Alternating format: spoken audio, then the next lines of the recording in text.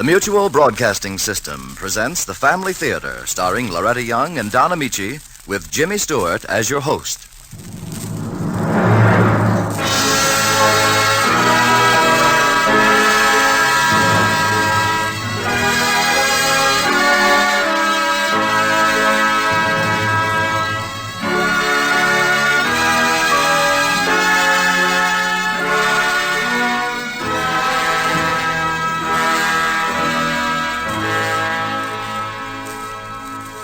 More things are wrought by prayer than this world dreams of.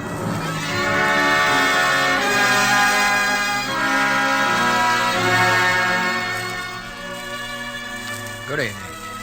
This is Jimmy Stewart. Tonight, the Family Theater stars Loretta Young and Don Ameche. You know, since this is our first program, maybe we ought to have a dedication. So right now, let's dedicate the Family Theater to your family, with the hope that families everywhere will always be together, and that your home will be a happy one, with the conviction that prayer, simple prayer, will help to keep it that way. Now, maybe you're thinking this is sort of an odd way to start a series of radio programs from Hollywood with movie stars, actors, and musicians, and maybe you're wondering what it's all about. Well, why don't you just sit back and listen? Listen to the music of Meredith Wilson's orchestra and listen to our story. It's called Flight from Home, a story written by True Boardman and starring Don Ameche and Loretta Young.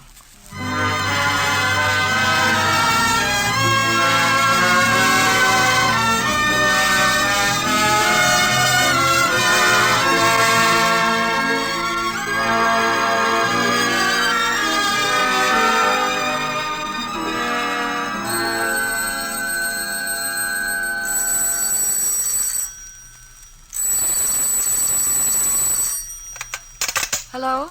Mary? Oh, yes, Nora. We're just leaving. We'll be there in less than half an hour to take you to the train. All right, I'm all ready. Still packing? No, as a matter of fact, I'm writing a letter. Oh? But I'll be ready when you get here. All right. Goodbye, Nora. Dear Jim, I don't pretend even to myself that this letter can make any difference.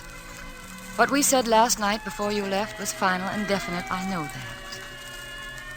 Within an hour, Nora and Charlie are coming to drive me to the train that will take me home to Cleveland. Home. It's funny that after 6 years I should suddenly be thinking again of Cleveland as home. But what does one do while one waits those last minutes before she says goodbye to a lifetime? I don't know. I only know I feel impelled to put it down in black and white. Perhaps then the separate pieces will make some pattern that has sense and order. Perhaps seeing it like that will help me, and you, if you ever read this letter, to somehow understand it all. As I say, I don't know, but I have to try. I'm sitting now by the front window that faces over the river. The day is perfect, and you can see all the way to the hills across the valley. And as I look out now, one object holds my eyes and my thoughts. It's something you built for me, Jim, with your own hands, and showed me so proudly the day we arrived here from our honeymoon. The day that was really the beginning. Okay, Mrs. Matthews, your mansion awaits. All out? Oh, Jim, this is the Star Island place. Oh, you don't tell me. Oh, but Jim, we agreed on that little house near the university, the place on Elm Street. That shack for the wife of a man who in 2 years will be head of the university research lab? Oh, couldn't think of it. Oh. Come on. Oh, but, darling, we agreed. We talked it all over and decided, And remember? I decided you should have a place worthy of you. Mary, wait. Before we go inside, there's something here in the garden you didn't see before. What is it? Come on. In here. Well? Oh, Jim.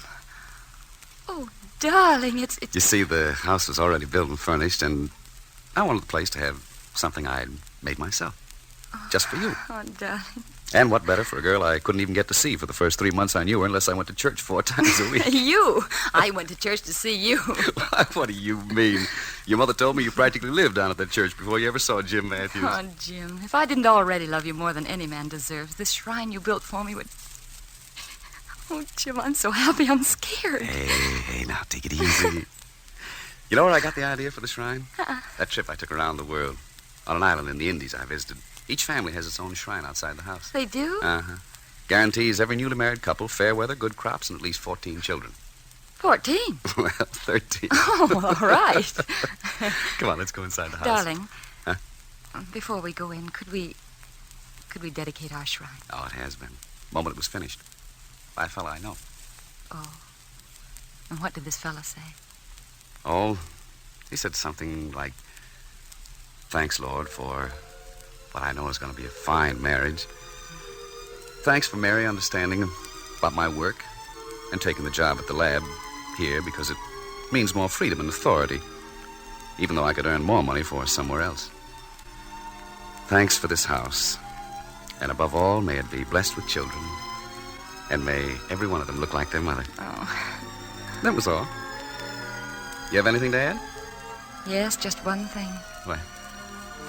Thanks, dear Lord, for Jim. And help me to be the wife that he deserves. And if it be your will, let there be children, all just like their father. Amen. All right, darling. Let's go inside.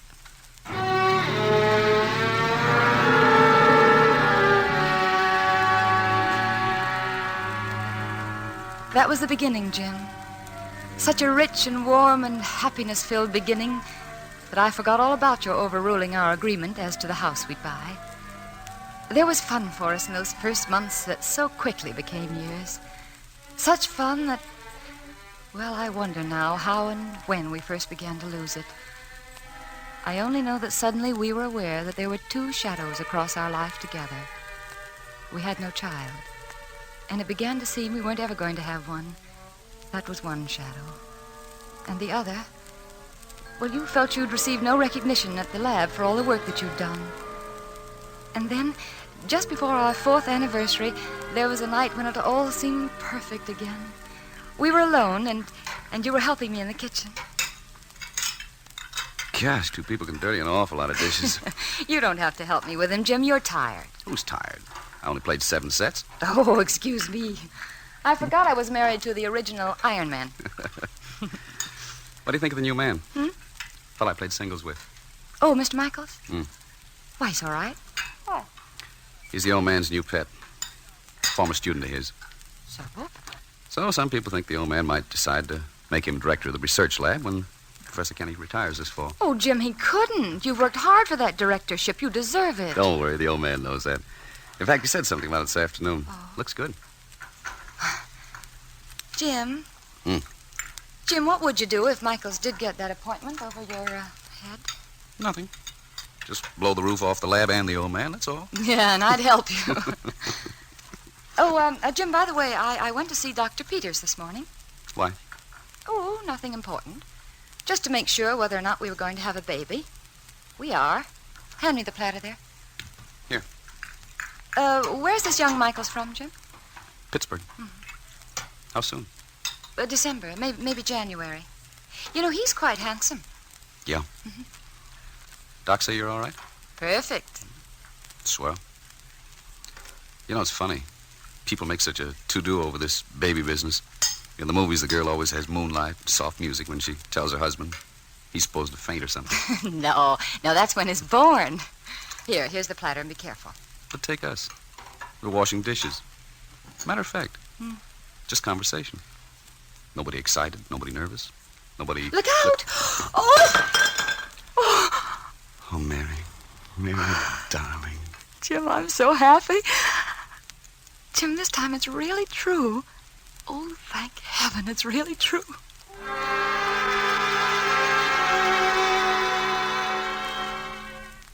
Those months that followed, Jim, for those months I will always be grateful. Our life had purpose again, and it was beautiful and complete. And you were as proud as if you'd personally invented the idea of parenthood.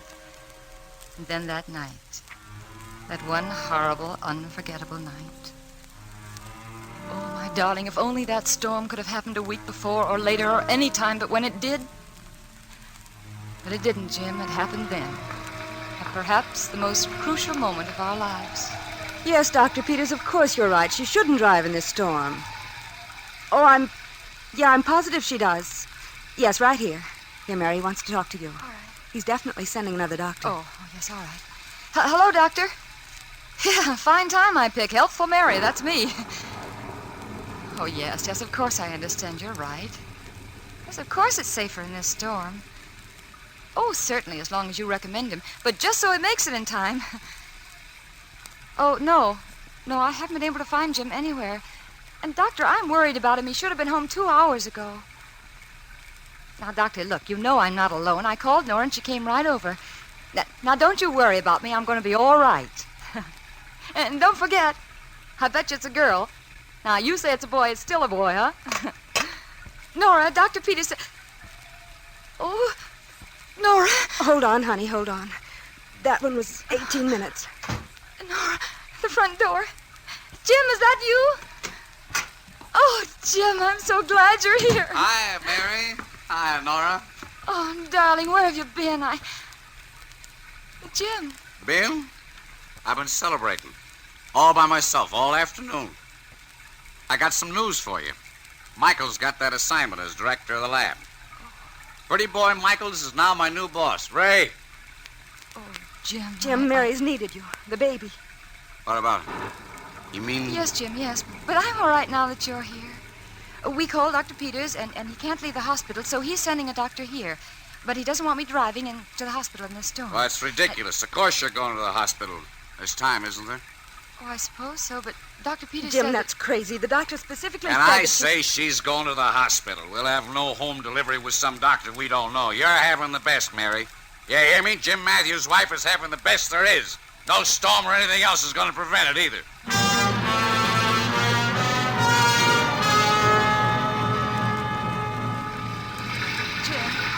Jim, please slow down. I'm sure we'll get there in time. And I'm all right, dear. But please, take it easy. I know what I'm doing. Jim, are you sure I shouldn't drive? I can, you know. Don't be ridiculous. I'm terribly sorry about the appointment, dear. You should have had it. Jim, please slow down. Oh, be quiet, Mary. I had a few drinks, sure. What of it? Stop sounding as though I'm... Jim, look out! Jim!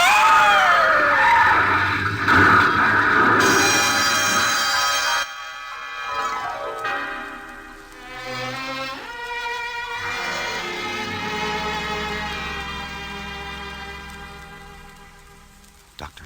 Mary will be all right, Jim. But the child, I'm sorry. There was nothing I could do.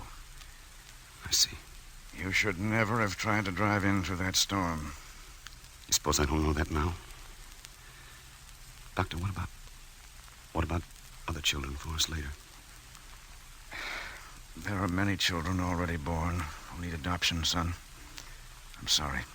You'd better go into Mary.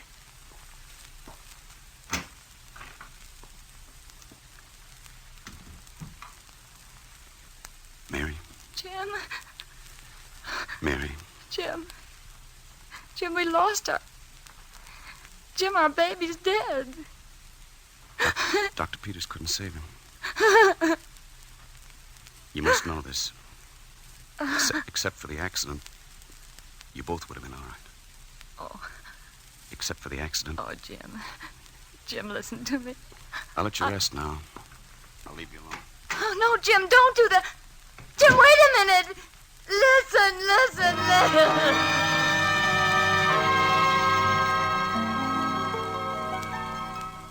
But you didn't wait and you didn't listen. Then, or in the many times in the weeks and months to come when I tried to talk to you about that night. I told you I forgave you, but you just smiled at me as though you heard, but you didn't believe me. So our marriage went on. But actually, it wasn't any marriage at all. We were two people who lived in a single house 1,000 miles apart. We both changed, Jim. I'm afraid I grew a little bitter in my unhappiness, and you... Well, other people, too, began to worry about you. There was the day Professor Ahrens came to see me from the university. The old man, as you always called him. Can't I assure you, Mrs. Matthews, I try never to interfere with the private lives of my staff members, but I'm worried about Jim.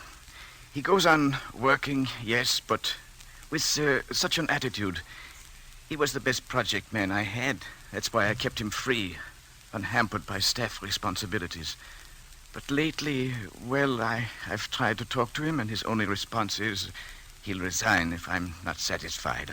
Now, I don't want that, Mrs. Matthews. I want Jim. But I want the old Jim, not a man who brings his mind to the laboratory and whose heart is left somewhere else.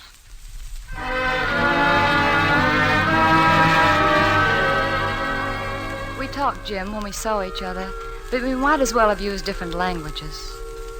And then I thought perhaps I'd found an answer. That afternoon 3 months ago, I persuaded you to go with Nora and Charlie to the Children's Foundling Home on the pretense that they were thinking of adopting a child. And when we came home that night, you were more yourself than I'd seen you in months. There was one child in particular had impressed you. Mary, did you notice that girl, a little older than the others? Kid with the turned-up nose and long yellow hair? Why, yes, wasn't her name Joan? Yeah, that's it. Any chance of Nora and Charlie taking her? Did you like her? Me? Uh-huh. Well, sure. How can you not like a kid in a spot like that? Well, I mean, did you like Joan particularly? Did you, Jim? So that's it. Yes, that's it. Nora and Charlie had no intention of adopting a kid. No, Jim, no, they didn't. But I thought about it and prayed about it for an awfully long time, and I honestly think that a child is the answer, Jim. Maybe our life is, well, as it is, because it's too shallow.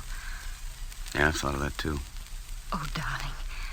Darling, do let us investigate. Let us talk to them at the home. Let's start to think about it seriously, huh? What's there to think about? If you want it that way, go ahead. Oh, Jim! And the first thing we'll do is cut that kid's hair. Oh, darling!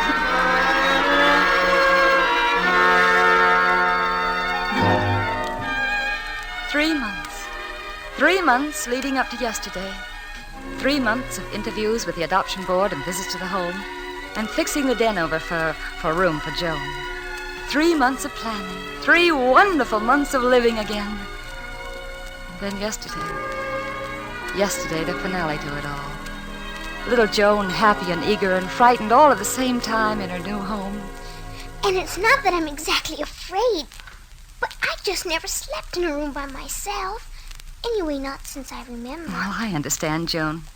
And until you get used to it, I'll come in here each night and lie down with you until you're asleep. How's that? You can tell me stories, huh? That'll be fine, Mother. Should I call you Mother or Mary? Oh, whichever you wish. It'll just work out, you'll see. And what about... Jim? Oh, we'll talk to him about that, shall we? Where is he? You said we should expect him at 3 o'clock. It's almost 5. Well, maybe his train's late. You know, he's been on a trip. Are you sure he'll be glad to see me? Oh, Joan. Jim and I talked you over for a long time. He'll be glad.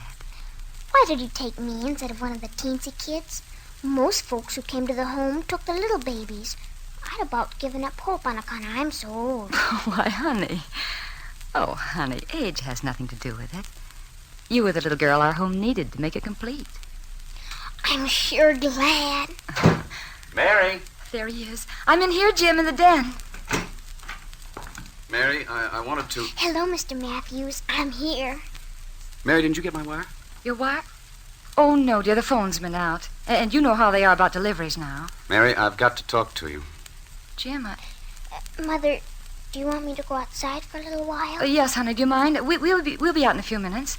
All right. I'll stay where you can call me. All right, dear. What did the telegram say, Jim? Oh, you must have gotten it.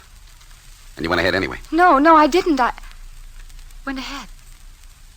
Oh, so you've changed your mind. No. I made it up. I had time to think during this trip. And I decided once and for all. I'm late now because I stopped at the lab. I've resigned. I'm leaving here, Mary. Here. It's a deed to the house and a power of attorney if you want to sell it before the final arrangements are worked out.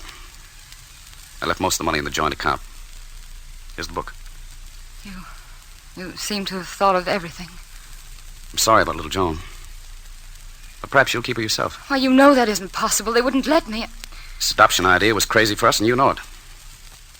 More is wrong with our marriage than not having a child in the house. What's wrong is wrong with me. Well, Jim, if you know that, why don't you do something about it? Your trouble is, Mary, that you're still in love with a dream. And it was a dream. I'm what I am now. So let me go. All right, Jim, all right. Go on, run. Go on and keep on running for the rest of your life, from me and from your job and from yourself. Oh, Jim. Jim, if I could only make you see things the way... You think I don't? You want the whole truth, Mary? We've never faced that, have we? Well, we will now. 2 years ago, I killed our baby. Jim, that's not... I killed our baby and made it certain that we'd never have another one.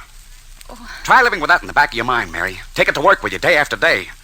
See it there in the eyes of your wife every time you look at her. That isn't true. Try Jim. lying in bed night after night, reliving that crash 1,000 times. You there in the street and in the rain. Not even crying in your pain. Just saying over and over to me, it's all right, Jim. I'll be all right, and the baby will live.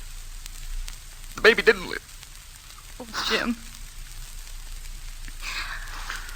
Jim, why can't it be simple? Why can't I just put my arms around you and say I love you, dear, and I'll always love you, and that'll be all the answer? But it isn't. Our only chance is for me to try to make you see it all as I do, Jim. No, Mary, I'm going now. Now, Jim, listen to me. Listen, please. Jim, what happened that night 2 years ago was an accident. A single accident for which no one is responsible. It won't do, Mary. We were on that road for one reason. The selfish pride of the man you call your husband. Pride that wouldn't let him have his child born here at home when he could be important by rushing you to the hospital. The same pride that even at the start of our marriage made me buy a bigger and better house than the one we'd agreed on together. The same pride that couldn't take the blow of Michael's being named director and sent me to a bar to get drunk when you needed me more than ever before in our life together. Jim, if these things are true, or if you feel they are, what answer is it now to run away? Why don't you face them, Jim, and accept them? Face them in honesty and humility and stop running away, darling. Oh, Jim, remember that poem you used to read to me? You said it was your favorite, The Hound of Heaven, remember? Remember it, Jim? I fled him down the nights and down the days. Remember? Jim. I fled him down the nights and down the days. I fled him down the arches of the years. I fled him down the labyrinthine ways of my own mind. And in the mist of tears, I hid from him. Why, you're that man, Jim. You're fleeing from your own faith. You're fleeing from your own forgiveness, Jim. Some things are beyond forgiveness. What things? Did our Lord ever say that? Oh, my darling, you know better if you'll just admit it to yourself. Oh, can't you see there is forgiveness if you'll just break through this wall you've built and accept it, Jim? All right, darling. Go on now if you must. But go on out and find yourself. Go out and walk and pray. Pray with all your heart, Jim. But, darling, if you can do that, I know you'll get back to me and to our life together. It's no use, Mary. I tell you, it's no use. Jim. Jim. Oh, dear God, help him. Help him. And help me to live without him. If that's the way it's got to be.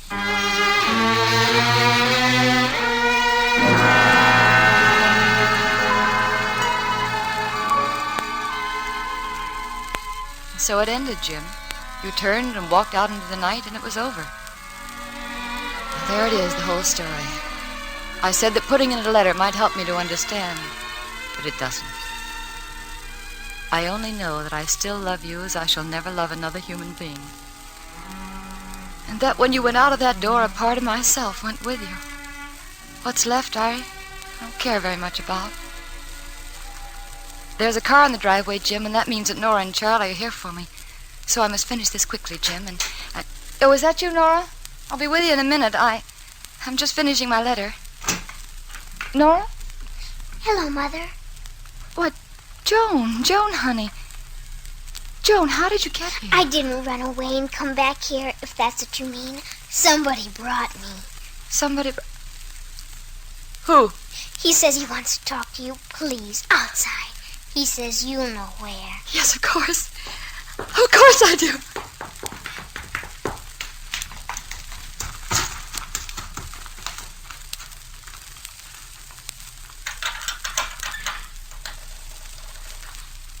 Hello, Mary. Hello, Jim. the train last night. But I kept hearing those words. I started walking. I must have walked all night. But you were right. I fled him down the nights and down the days. And all of a sudden, there was no place I could go. Once the walls I built were down... Oh, darling, welcome home. I am home, Mary. Oh. Really home. I know, Jim. And, Jim, I'm going to help you all I can. And I'll need your help. Oh. I asked for my job back this morning as Michael's assistant. Oh, I know you won't be sorry. Jim, I know you won't. I see a lot of things I wouldn't face before. The work I can do is a lot more important than whatever title they want to give me.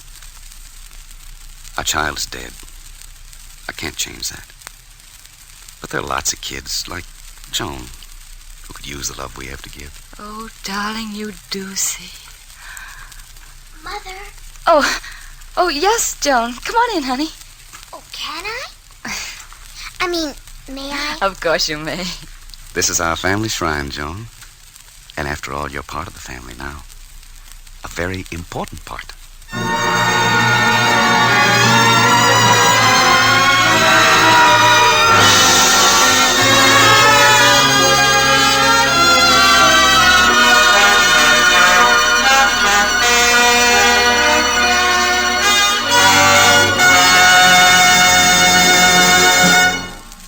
Thank you, Loretta Young and Don Ameche. You know, I thought maybe you folks would like to know why we call this program Family Theater. Well, I'll tell you. Because it's the most important thing in the world. Our most precious possession is our family. We all want our family to be happy, sure, but, well, sometimes going gets pretty tough. Sickness, bills, accidents, which make it almost too much for a man and his wife to handle. You ever feel that way? You know, you don't know where to turn for help. And because you're upset and worried, you get irritable and wango. The whole family seems to sort of fall apart, and you're positive there's nothing you can do to prevent it. But just stop and think a minute. Maybe you're overlooking something. Maybe there's a way you can get help. The most powerful help a man could ask for. But you've got to ask for it. And how do you ask for it? Well, you just pray. Yes, you ask Almighty God for His help. He wants you to pray, but you and your family will never know how much God can help you unless you ask. Deep down in your heart, you know He'll help you.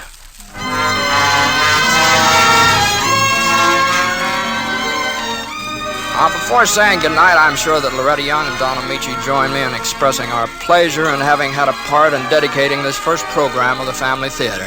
Thanks to everyone who helped make the Family Theater possible. And you might be interested to know that Richard Sandville directed our play and True Boardman wrote it. Now, next week, our stars in the Family Theater will be Walter Brennan and Beulah Bondi in an original story, No Night Too Dark, by Charles Tazewell. All right, that's Jimmy Stewart saying good night. Good night, everybody.